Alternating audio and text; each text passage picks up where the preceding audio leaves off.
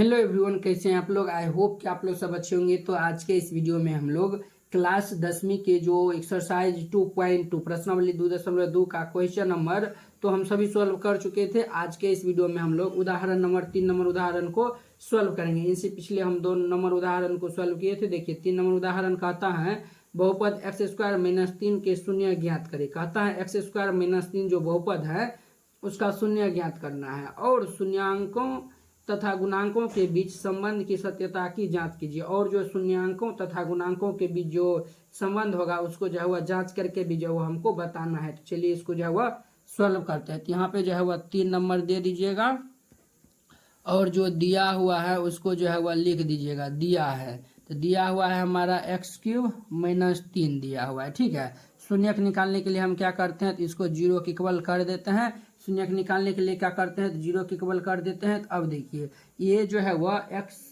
Square है, वह x square है तो एक्स स्क्वायर दे दीजिए। ठीक है, तो अब देखिए ये 3 को हम क्या लिख सकते हैं एक्स स्क्वायर माइनस ये √3 का होल स्क्वायर। देखिए ए स्क्वायर रूट कैंसिल हो जाएगा तो 3 ही बचेगा। देखिए √3 अगुने √3 क्या हो जाता है स्क्वायर यानी कि 2 बार है, ये हम एक बार लिख देते हैं 3 को।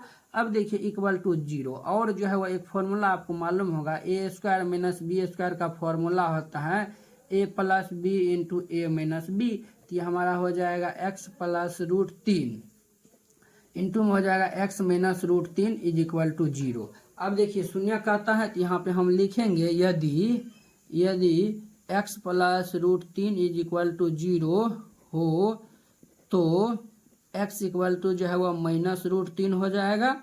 और यदि ये जो है वह x minus √3 is equal to 0 हो तो x इक्वल टू √3 ये जो है वो हमारा क्या हो जाएगा तो आंसर हो जाएगा। क्या हो जाएगा तो आंसर हो जाएगा। ये क्वेश्चन ऑब्जेक्टिव में भी जो है वो बहुत बार आया हुआ है। तो अब जो है वो हम क्या करते हैं तो जांच कर लेते हैं। तो जांच यहाँ पे देखिए अल्फा इक्वल टू क्या है माइनस √3 है, यानी 2 शून्य निकला है, एक अल्फा एक बीटा, और तथा बीटा इज इक्वल टू क्या है तो √3 है। ठीक है, अब जो हम जानते हैं कि जो है वह यानी कि बहुपद का जो है वह जनरल रूल यानी सामान्य रूप क्या होता है, ये हमारा होता है ax² plus bx plus c होता है। लेकिन ये जो बहुपद हमारा दिया हुआ है x² प्लस 0x और ये माइनस 3 ये दिया हुआ है। तो अब देखिए यहाँ से हम कंपेयर कर लेंगे तो यानी कि तुलना कर लेंगे तो a equal to 1 b equal to 0 c equal to -3। तो यहाँ पे लिख दीजिए a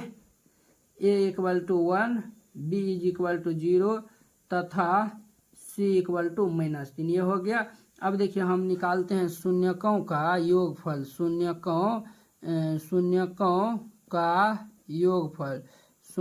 का योगफल जिसको जो है वो हम क्या कहते हैं बुआ तो अल्फा प्लस बीटा भी सर कहते हैं हम। तो ये अल्फा प्लस बीटा बराबर होता है फॉर्मूला -b/a।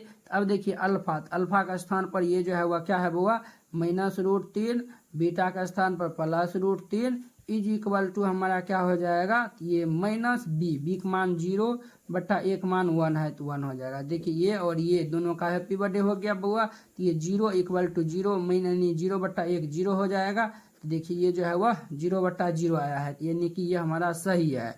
अब देखिए हम निकालते हैं शून्यकों का गुणनफल। क्या निकालते हैं बुआ सर शून्यकों का गुणनफल आप निकालते हैं। शून्यकों का गुणनफल तो शून्यकों का जब हम गुणनफल निकालेंगे यानी अल्फा इंटू बीटा ये फॉर्मूला होता है c/a। अल्फा इंटू बीटा तो अल्फा का मान है माइनस √3 गुने बीटा का मान है √3 इक्वल टू ये जो है वह c का मान है -3 और बट्टा 1। देखिए √3 तो ये हमारा 3 हो जाएगा और माइनस है तो माइनस इक्वल टू -3। देखिए -3 इक्वल टू जो है वह क्या आया है तो -3 आया। यानी कि जो रिजल्ट हम दोनों में निकाले हैं वो यानी कि 0 बराबर 0 और -3 बराबर -3 हो रहा है। तो ये जो हम अल्फा और बीटा का जो मान निकाले हैं वो हमारा बिल्कुल सही है। तो उम्मीद करते हैं कि आप लोग ये क्वेश्चन बहुत ही अच्छा तरीका से समझ गए होंगे। तो चलिए अब हम अगले वीडियो में मिलते हैं इसके 4 नंबर उदाहरण नंबर के साथ। अगर यह वीडियो आप लोग को अच्छा लगा होगा तो लाइक कमेंट एंड अपने दोस्तों के बीच शेयर कीजिएगा। अगर आप चैनल पर नए आए हुए तो चैनल को सब्सक्राइब कर लीजिए। तो चलिए वो हम अगले वीडियो में मिलते हैं। जय हिंद।